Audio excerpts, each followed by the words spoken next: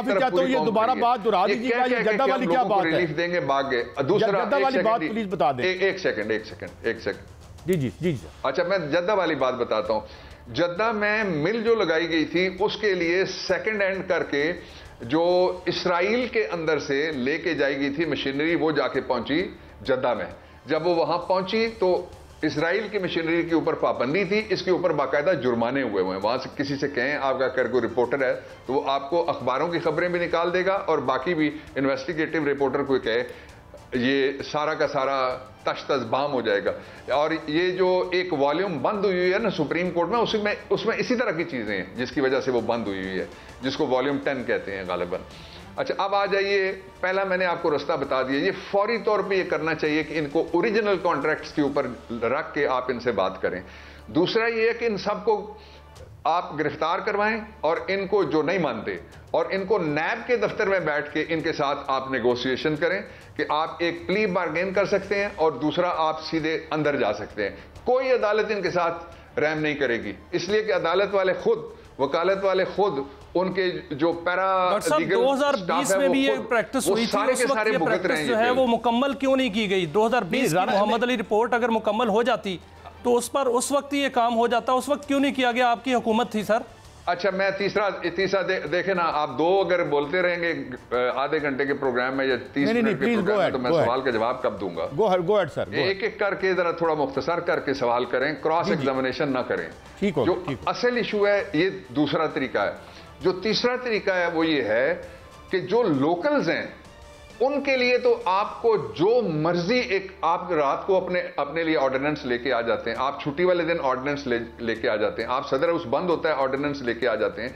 उसके लिए पहला स्टेप काजी साहब ये होगा कि let there be an ordinance, कि जो ओरिजिनल मुआहदे थे उनको, उनसे आगे जितना भी सुपरफिशियल इसको आगे जो बढ़ाया गया उसको हम नहीं मानते। इनको कहा जाए जो फालतू पैसे इन्होंने लिए हुए वो जमा कराएं। इनको जो टैक्स रिबेट दी गई थी, आप दुकानदार के पास, क्या करियाने वाले के पास, आप सब्जी वाले के पास, आप इलेक्ट्रॉनिक्स वाले के पास, FBR साहब क्या ढूंढने के लिए जा रहे हैं?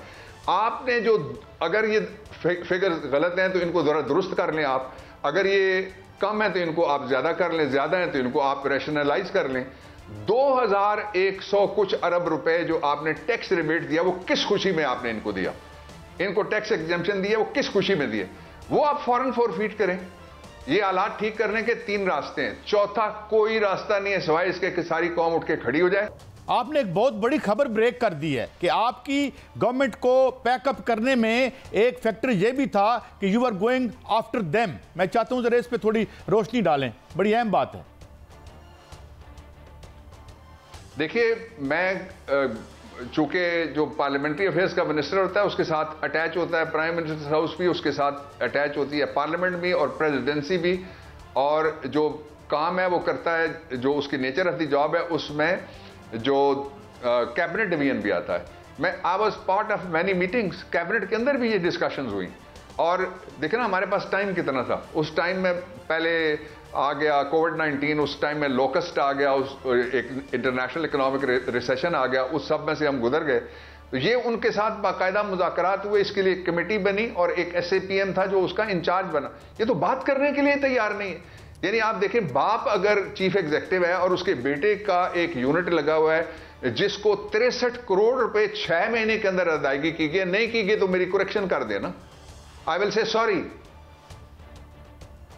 नहीं, ये तो बल्कि दूसरा ये है कि जितने अंदर बैठे हुए हैं उन सब के, एक तो इसराइल वाली बात जो है ना वो जरा वजाहत उसकी कर दें। सबके पास IPPs हैं। आपने जो इसराइल वाली बात की है उससे उसकी जरा मजीद वजाहत कर दें, कुछ समझ पूरी तरह समझ नहीं आई सर।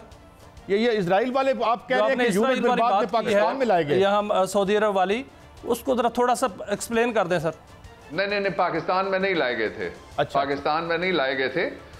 मैंने वो बड़ी क्लियर बात की कि इजराइल से इनके ऊपर ये तोहमत आई कि इन्होंने ओल्ड मशीनरी के नाम के ऊपर कुछ मशीनें लेके गए हैं, ये जद्दा, ये मैंने कहा। अच्छा, आप थोड़ी सियासत की बात करते हैं। आप देखते हैं कि बड़े अजीब वाक़यात भी हो रहे हैं, बड़ी बड़ी गिरफ्तारियां हुई हैं, उनको लिंक करने की कोशिश की गई है। आई डोंट नो कि कैसे इसका बनेगा नेक्सस। खान साहब से आपकी कानूनी तौर पर आप क्या समझते हैं, ये इम्प्लीकेट हो सकता है या it is far fetched? Doctor साहब। Very far fetched. میں کیوں کہتا ہوں, ذرا مجھے اپنی بات واضح کرنے دیجیے گا پلیز. پہلی بات ایک لائن میں بولوں گا پلیز. آپ کو یاد ہے کہ پارلیمنٹ کے اندر, باہر عدالت کے اندر, باہر وکالت کے اندر, باہر کالم کے اندر, باہر میں نے بڑی زبردست قسم کی ڈکٹیٹرشپ جو تھی مشرف کی, اس کی میں نے مخالفت کی. لیکن جب اس ایک اکیلے کو ایک مقدمے میں ملوث کیا گیا آرٹیکل 6 کے, تو میں نے اس مقدمے کی ریفرنس کی میں نے مخالفت کر دی. اس طرح لگتا تھا کہ 5 حکومتیں اس کے پاس نہیں تھی, پروونشل اور مرکزی. اس طرح لگتا تھا کہ جو اٹارنی جنرل تھا جس نے وہ ایڈوائس کی, پھر جو لا منسٹر تھا جس نے وہ سمری بنائی, جو پرائم منسٹر تھا جس نے سمری بھیجی, وہ سارے کے سارے چھٹی میں تھے ان دنوں میں. اور یہ اٹھتا تھا ایک دفتر میں, وہاں جا کے یہ پہلے ٹائپ کرتا تھا خود مشرف, وہ اس کے بعد جاری کرنے کے لیے اس کو لے کے جاتا تھا اور سیدھا پرنٹنگ پریس آف پاکستان میں اس کو نوٹیفائی کر دیتا تھا آفیشیل گزٹ میں. یہ مذہقہ خیز بات تھی. اب میں اس کو کس طرح سے کو ریلیٹ کرتا ہوں. آپ نے میں 2 نام لیتا ہوں, ایک نام ہے فیض اور دوسرا ہے فیضیاب. فیض تو ہے, فیضیاب کدھر گئے؟ فیضیاب ہونے والے, میرے پاس آپ کے پاس وقت ہو تو میں آپ کو کسی وقت سٹوری سناؤں گا کہ کس طرح کی یہ خوشامد کرتے تھے. میں نے دیکھا جب فیٹف کا دور تھا تو اس وقت میٹنگز ہوتی تھی جس میں 1-2 دفعہ فیض بھی آئے, اور فیضیاب ہونے والے تو وہ اتنا جھکتے تھے کہ بعض اوقات تو ان کو خطرہ ہو جاتا تھا میرے خیال میں, یا اپنی پتلون کی کریز کا اور یا اپنے جوتوں کا, اس طرح سے وہ جھکتے تھے. اب جو صورتحال ہے اس میں یہ ہے کہ آپ میسیجنگ کیا کر رہے ہیں. ہم میسیجنگ کر رہے ہیں 3 طرح کی. ایک, ہمارے پاس ایک ایسی ایجنسی ہے جس کو جائز طور پہ ہم مانتے ہیں کہ دس از ونڈرفل اسپائی ماسٹر, دنیا میں یہ بڑی ایجنسیز میں سے ایک ہے. آپ کہتے ہیں 6 سال ایک آدمی تھا, اس کا سربراہ, وہ بے ایمان تھا, اس کے بعد وہ غدار تھا, اور اس کے بعد وہ کرپٹ تھا, اور وہ اکیلا کرپٹ تھا, اور وہ سارے کے سارے باقی یعنی جتنے بھی تھے نا, وہ کہ یہی کہا تھا میری آنکھ دیکھ سکتی ہے کہ مجھ پہ ٹوٹ پڑا سارا شہر نابینا. جو اندرونی اس وقت کیا ہو رہا ہے وہ ہمارے علم میں نہیں ہے, اس لیے میں اس پہ کامنٹ نہیں کر سکتا. لیکن جو باہر آیا وہ کیا ہے. ایک منسٹر یہ کہتا ہے کہ مجھے پتا ہے کہ فرض جرم کیا ہے. دوسرا منسٹر وفاقی کابینہ کا رکن یہ کہتا ہے کہ اس کے خلاف انتہائی سنگین چارجز ہیں. تمہیں کس طرح پتا ہے بھائی, اور اس سے پہلے کو کس طرح پتا ہے. اور تیسرا جو ہے وہ کہتا ہے کہ اور لوگ بھی گرفتار ہوئے. ایک گرفتار جو تھا اس کی آپ نے ویڈیو دیکھ لی, وہ راولپنڈی میں بڑا لمبا عرصہ رہا, پھر سیالکوٹ میں بڑا لمبا عرصہ رہا, مسٹر بیگ, تو آئی جی کے طور پہ ریٹائر ہوا, وہ گھر میں چائے پی رہا, اس کی گرفتاری کی خبر چل گئی.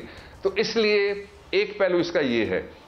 اس کا جو دوسرا پہلو ہے وہ یہ ہے کہ عمران خان کے خلاف آپ جو مرضی کر لیں, اگر کچھ ہوتا تو وہ آپ نکال لیتے. آپ کو ملا وہ توشہ خانہ جس میں نواز شریف کا مقدمہ نہیں چلتا, باقیوں کے مقدمات نہیں چلتے, اور ایک توشہ خانے کے اوپر آپ تیسرا مقدمہ جو ہے وہ بنا رہے ہیں. جتنا مرضی آپ کر لیں. یہ فرسٹ اپیلیٹ کورٹ جس طرح آپ کے منہ پہ پچھلی الزامات سارے موڑ کے انہوں نے مارے ہیں, اسی طرح سے یہ بھی جو ردی کی ٹوکری ہے اس کے اندر جانے والا ہے.